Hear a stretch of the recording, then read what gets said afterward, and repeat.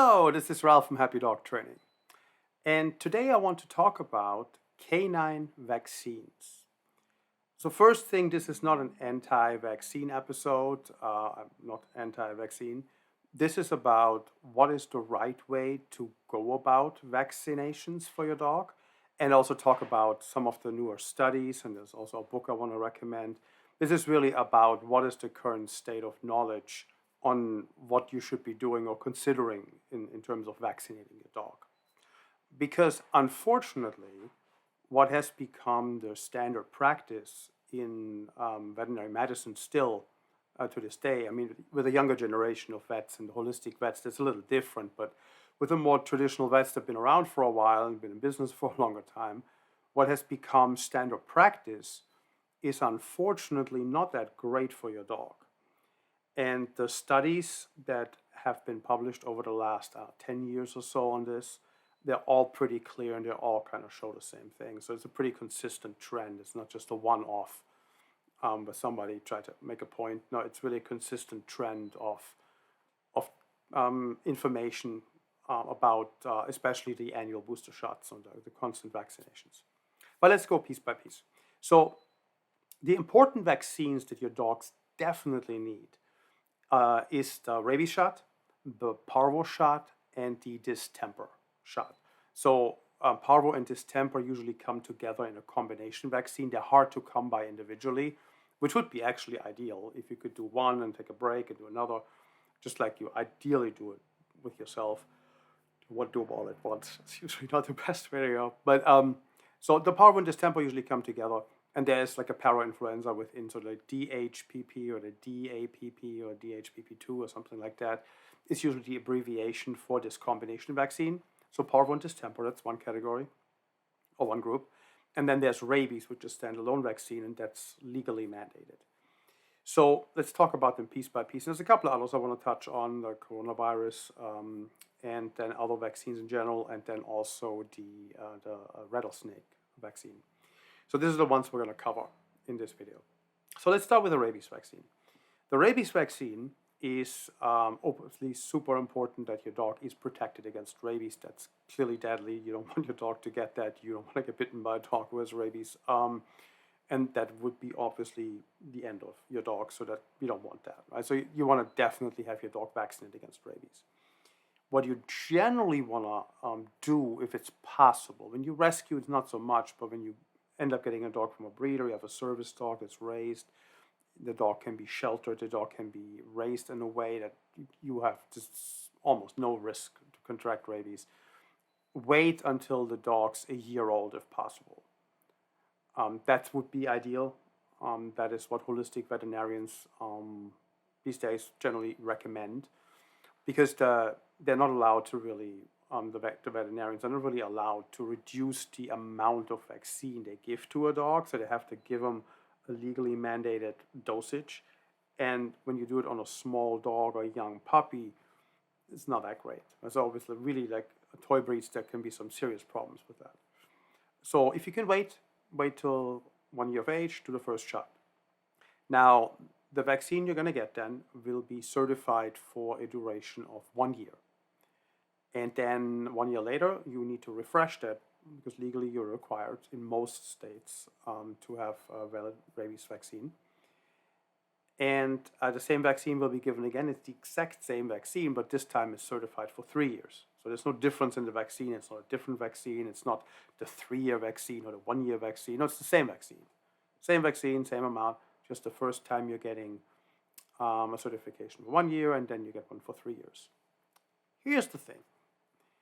Yes, you have to do it that way, but it's important to know that you have longer protection from these rabies shots. And the Rabies Challenge Fund by Dr. Jean Darts and Dr. Howard Schultz that recently published their results has clearly established that biologically, protection from a rabies vaccine lasts 5 to 7 years. And they're actually working on trying to change their rabies laws, so we don't have to do it every 3 years and follow this arbitrary timeline that really is not adding any safety to anybody and actually can harm your dog. because too many vaccinations, I'll talk about this more, but too frequent vaccinations is a health problem. So there's a risk to that, like with any medical procedure, but like over vaccination is a real problem.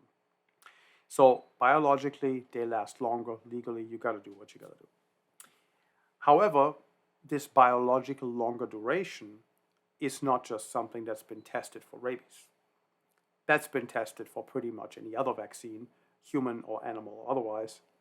So we know, for example, that the same for parvo and distemper vaccines is true. And there's studies on this. By the way, all the studies I'm mentioning, when I say there's a study, all the studies will be in the show notes. You can look yourself. There's links to where the study was actually published, and there's also a link to the PDF of the study itself, just in case the link disappears. So we have a backup. But there is the studies and all of this stuff. So this is not something I just made up. It's not my opinion. It's really established by the scientific community through multiple rounds of testing and multiple studies over a long period of time.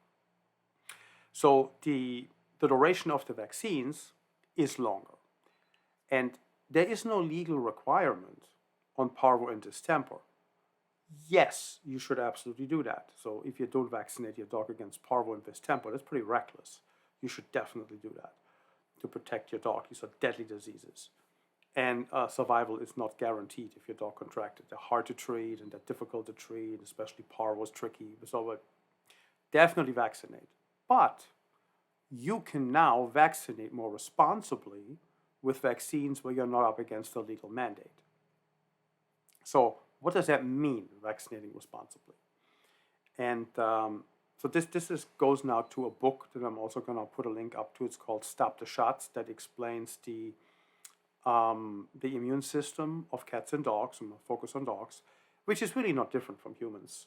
But there's 3 levels, and it explains which vaccines are the core group and which you should consider, which you should not worry about so much. And it's a great book. It's a quick read, takes about an hour, very informative. Stop the Shots, I'll put a link in. It's like $12 on Amazon. It's worth reading. So the responsible vaccination, to me, means that you vaccinate so your dog's protected, but you don't vaccinate more often than you have to. And luckily, we can now test if there's antibodies in your dog's blood providing protection. I think we all got familiar with this process during the COVID years because we titer test now a lot of people, but that's what it's called. It's called a titer test, an antibody test. An antibody test determines if there's antibodies in the bloodstream providing instant immunity against a potential virus or infection entering the body. Now, there's other levels of the immune system, so even if there aren't antibodies, there were antibodies before, there is still a protection even if they dissipate, but that gets too technical. So if you really want to understand that part, read a book. But the antibodies is what you can really go straight forward with. If you have antibodies in your blood against a particular virus, you are immune against that virus. There's certain quantities you need to have to consider to have full protection, but that is basically what a titer test will show you. So what I've done with my own dogs over the years, I titer tested quite a bit, and I know that these studies are true, just based on titer testing my own dogs. So my late dog, Sylvester, when I titer tested him the last time, it would have been 7 years past his parvo distemper shot. And still, full immunity. Still there, 7 years later. And I had titer tested previously also to just make sure, but 7 years later, it was still there. So definitely, you can titer test and see if you actually need to vaccinate again. Because there are risks with additional vaccinations. There was an adverse vaccine study, actually not just one, a couple, again, link in the show notes, that shows that you shouldn't vaccinate too often. So annual booster shots, which have a whole history to themselves, are not the greatest thing for your dog. And you, A, don't know if you need them, and B, you don't know if your dog is actually protected after you just got a shot either. I'll get to this in a moment with the puppies. But titer testing is ultimately what tells you this. Giving a vaccine, you should have immunity afterwards, depending on what we know about the vaccine, but you don't know until you actually test if you have immunity. So that brings us to the puppy vaccination protocol from Dr. Jean Darts that most reputable breeders follow. And she happens to be here in Garden Grove in Southern California. I've taken dogs there myself. And if you have someone like that here, we should take advantage of that. It's obviously one of the foremost vaccine experts, and she was part of the Rabies Challenge Fund, or is part of the Rabies Challenge Fund, running the rabies vaccine studies for the 5 to 7 year efficacy. So the vaccination protocol that Dr. Jean Darts put forward is probably the most sound way you can go about vaccinating and knowing. Because at that point, you really know if you have immunity or not, and when you have it. So here it goes. Puppies usually get these 3 shots on all these vaccines. It's a puppy shot, 1, 2, 3, the different rounds. People are familiar with that. So what we do is, in this vaccine protocol, we give the shot, the first one. We wait 5 to 6 weeks. And instead of just giving the second shot, we first do a titer test. So you do the first shot, 5 to 6 weeks later, you do a titer test. Now, based on the outcome to the titer test, you know if your dog needs more vaccine. Now, if you have a 3-round vaccine regimen, most likely you will need another one. But there is 5-10% of dogs or so that have full immunity after the first shot. Giving that dog an additional shot does not do anything other than increasing a potential risk factor to joint diseases, cancers, autoimmune diseases, things like that, because those are the side effects that can happen with too many vaccinations. So if your dog has full immunity established by a titer test, stop. There's no point. More is not going to help more. It's not going to make it better. It's just immune or not. Titer tests are black or white. Either you have immunity or you don't. It's as simple as that. There's no in between. But it's a small group. It's maybe like 5-10% of dogs that are immune after the first shot, but those will be done. The ones that are not, second shot. 5 to 6 weeks later, titer test.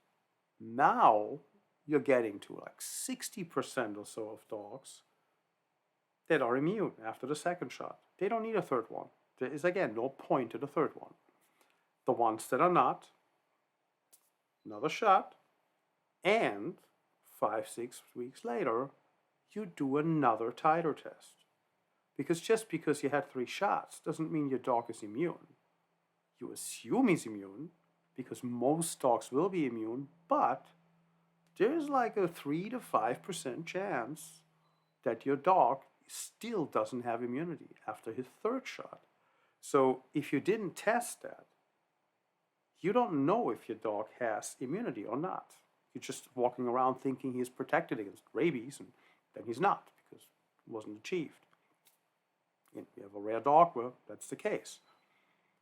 And you have to do another shot, and you titer test again. Now, so you do that until you have what's called immunocompetence.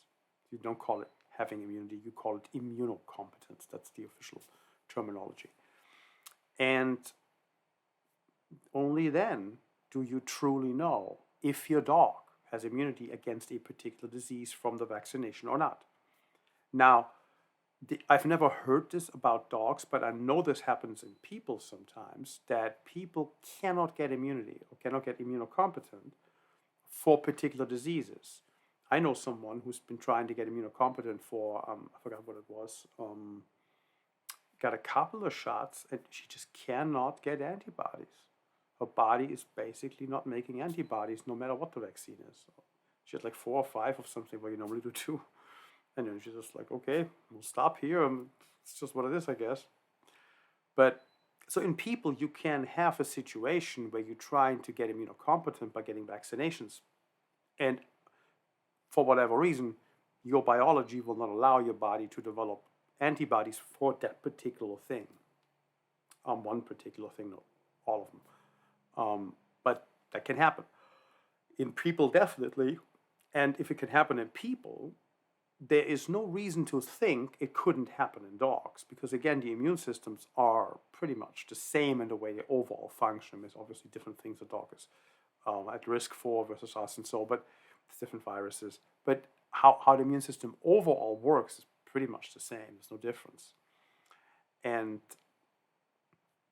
could happen with a dog. Then you would have to be extra careful, but it's good to know. Again, I've never heard about this in a dog, but again, there's no reason to assume it couldn't happen. If it can happen in people, it could happen in those species. So try to vaccinate and titer test. Vaccinate, titer test. Vaccinate, titer test. Right? Because only then you know if you actually have immunocompetence.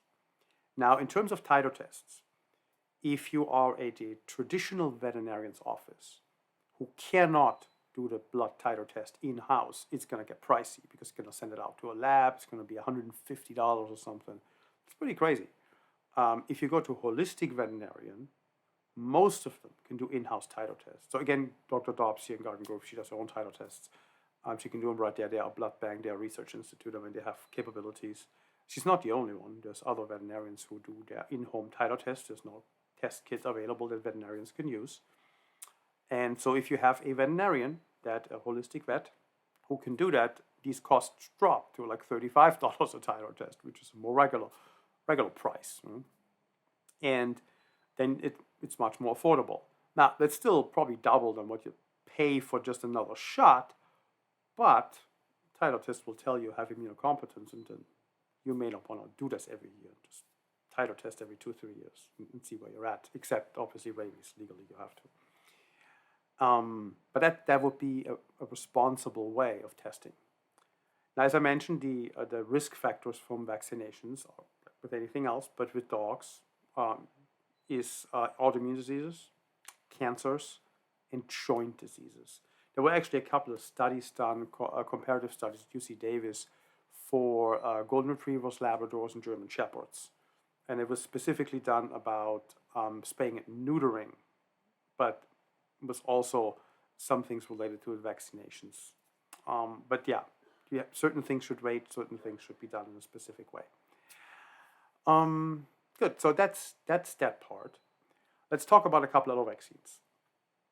What is the core vaccines? Some people say that hepatitis is a core vaccine. Dr. Jean Darts disagrees with that. She's a vaccine expert, so I'd like to take my advice from vaccine experts when it comes to vaccinations. So I don't do that. But given where you live in the United States or in the world, there may be other vaccines for your dog that may make sense.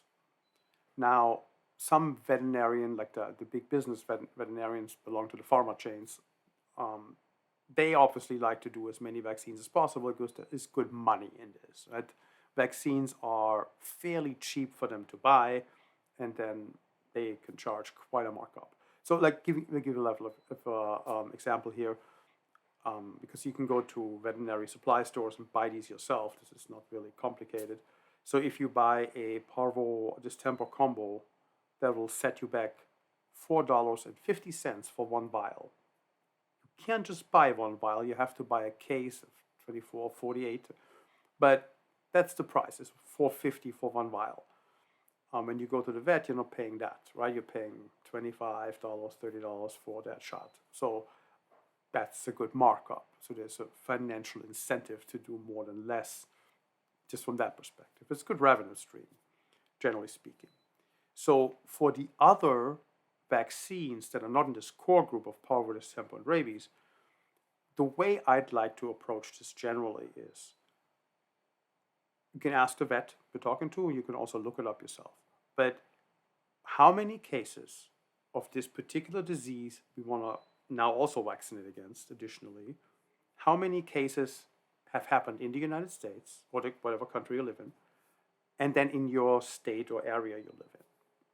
What is the case count for the last year? I had a scenario once where somebody asked me about a vaccine they wanted to give their dog at the Banfield Animal Hospital. And I had never heard of that vaccine. So I Googled it, looked it up, and said, okay, that's what it's for, it's a disease. And then I looked up how many cases of this disease did we have in our state, in California, in the last year. And we had like 4 cases in the entire state over a duration of a year. I personally would not give a vaccine for something like that. That seems like unnecessary. I mean, that's like, it's not, you may have a different risk profile. You may just want 100% everything. I personally, that makes no sense to me, so I would not do that. But like, ask questions about how many cases do we have? What's the risk for this? Is this actually important or not? And just get an understanding for yourself for whatever part of the country you live in, what's important where I live. Because there will be some other vaccines depending on where you are. If you're in really hot, humid climates, there's different viruses that are more common than here in California, for example. So humidity goes up, things change. So it's important to understand what the risk factors are for your area. But the core ones are parvovirus, temper, and rabies, and everything else is optional unless there's a specific risk factor to the area you're in. So, quick coronavirus. There is a coronavirus vaccine for dogs. That has absolutely nothing to do with COVID-19. So this is not related, to coronavirus, so it's a respiratory infection. All coronaviruses are respiratory infections. Some can occur in humans, some can occur in dogs, and some can occur in both. And a lot of the respiratory illnesses that we have had over the last 10, 15 years are coronaviruses. So SARS, MERS, bird flu, swine flu, H1N1, COVID, now they're all coronaviruses, different versions of the coronavirus. This coronavirus in dogs is just another version, but it's a very mild one.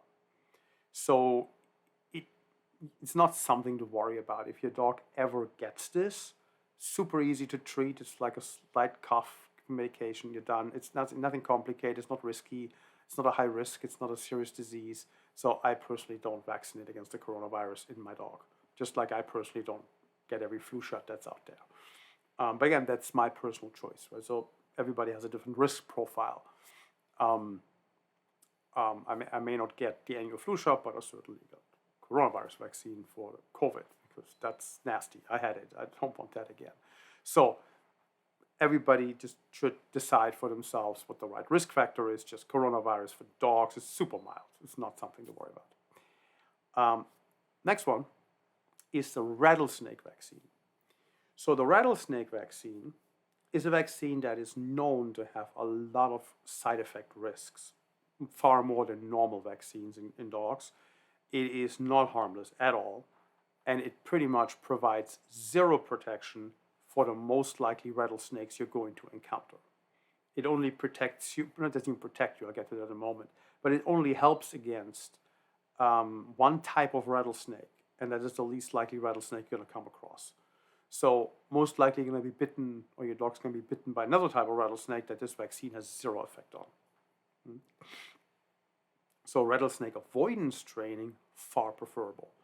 That's $100 or something like that. Refresh it every 2 years. It takes 15 minutes. It's quick. It's very easy. Basically, the dog is being taught that approaching the sight, sound, and smell of a rattlesnake is a really bad idea. So there's clinics out there. We have some on our website. They've written a couple of articles on animal herp, biologist, and we use them. We have rattlesnake avoidance trained all my own dogs. They do a really good job. I highly recommend them. So if you look the rattlesnake vaccine articles up on our page, there's always links to them. You can see their schedule and book, and they do it in different areas in California. So good company to work with. But rattlesnake avoidance training is preferable to rattlesnake vaccine. Now the other thing about a rattlesnake vaccine is it does not protect your dog against the toxicity of the snake bite. The only thing it does, it buys you a little bit more time to get to the vet office and get the antivenom, which you will need. You will need the antivenom. That's expensive too. It's $1,500 a vial, and if you have a larger dog, prepare to buy 2 or 3 of those. Right? So, and then you need to have a vet that has it. So here in California, most vets have it because we have a lot of rattlesnakes around here. But it's something to just know. The rattlesnake vaccine does not protect your dog against the poison. It just slows down the circulation of the poison in your dog's body. And that you can accomplish better, simpler, cheaper, and with far fewer risks with a couple of pills of Benadryl. So Benadryl pill pockets will do the same thing in a better way than the rattlesnake vaccine without the risks and the side effects and the other problems that come from this particular vaccine. So this is a vaccine I absolutely recommend you do not do. A rattlesnake vaccine is not a great vaccine. Good. So now, the last point I want to talk about with the vaccinations is the recommendations by veterinarians to not take your dog out, your puppy especially, take your puppy out in the first 4 to 5 months until all the shots are complete because of the risk of parvo. And I understand where that concern comes from. It's not that the concern is invalid. Veterinarians see dogs, puppies, die of parvo on a regular basis. They get puppies come in with parvo. It happens. It's not something that is rare for veterinarians. So they have a very real exposure to that, and for that reason are obviously very concerned. It is what they see, so it is on the forefront of their mind with puppies, so they tell people, oh, make sure the shots are complete so the dog doesn't get parvo. It comes from a good place. However, if you do not take your dog out for the first 4 to 5 months of your life, what you're forfeiting is very important socialization, exposure to the world, cars, bicycles, skateboards, rollerbladers, motorcycles, traffic, people, other dogs, life. Your dog needs to have these experiences, and they need to be good experiences early on in life to not develop fears and phobias and potentially aggressive behaviors with that down the line. What veterinarians who are so concerned about dogs getting parvo in the first couple of months not see is what the lack of socialization does down the line that then leads to euthanasia of the dog due to behavioral issues. So the lack of socialization is the number one thing that most of my clients mention to me. The ones that come with dogs that are no longer puppies. The ones who come with puppies, they ask me actually what I recommend, and I'll tell them exactly what I'm telling you right now. Well, I'm going to tell you in a moment. I haven't touched on what I recommend yet, but most of them say, I wish I would have taken my dog out earlier because we have all these antisocial behaviors, we have all these anxieties and fears that came from that, and we just would have left to avoid that with our puppy. So the lack of socialization in the early part of a dog's life has a high risk of leading to behavioral issues down the line, worst case aggression, which often leads to euthanasia. And that link is not something that's that obvious to a veterinarian because they don't see that clearly. They can clearly see dogs getting parvo and dying from puppies. It's a very obvious thing to a veterinarian, so that's where their mind's at. Makes sense. Dog trainers, however, see the other part a lot, over and over and over. And the risk of getting parvo in a puppy, if you take some basic proportions, is far lesser than the risk of the dog developing behavioral issues from lack of socialization. That risk is far greater. So the risks are not proportional. Because now to the recommendation, you can take your dog out before the shots are complete if you don't take risks that are unreasonable. Obviously, you don't want to let your dog go up to the bushes and trees that everybody else pees on. You don't want to let go into the wild fields where they may find feces of whatever, right? Not just other dogs, but other animals. You don't want to have them meet all kinds of random dogs at dog parks and that you don't know. You don't know the health history. You don't know where they have been. You don't want to take risks like that. That clearly is not smart, right? You don't want to do that. But you can take your dog out. You can walk them on sidewalks. You can introduce your dog to other dogs that you know, friends, families, neighbors, where you understand the health condition of the dog. You know, they're vaccinated, they have immunocompetence, they're safe, they're friendly. The dog can have good experiences in the world in a safe manner. You just have to be a little bit more attentive and selective and pick the right environments and hold off of the beach and whatever things you want to do later until all the shots are complete. But you should not forfeit all socialization, just keep the dog inside. So vaccination is important, getting through that is important, but you may also be able to shorten the time down if you titer test. You may be done way sooner than 3 shots with titer testing.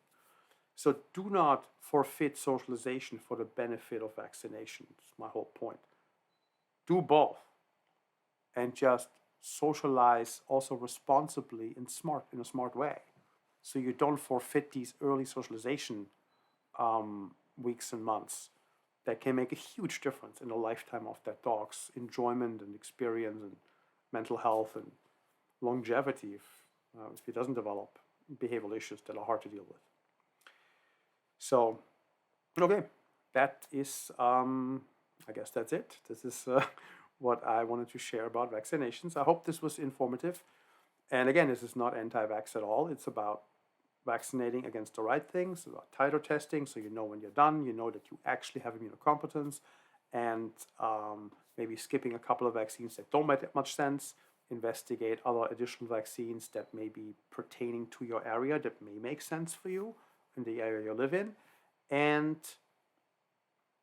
socialize your dog and don't wait until they're 4 or 5 months old and you missed the very formative, very impressionable age. Dogs grow up so much faster than human babies, and the first 2-3 months make a huge difference. It would be like the equivalent of maybe telling you to not take your child out for the first 5 years or so. Probably wouldn't do that, right? So we just take precautions when we take infant babies out. We don't let them like get exposed to all kinds of weird things. We shield them, protect them, or we take them out. And you should do the same thing with your dog. You take them out and just don't take crazy risks. Just manage it. So again, hope that was helpful, and I'll see you next time.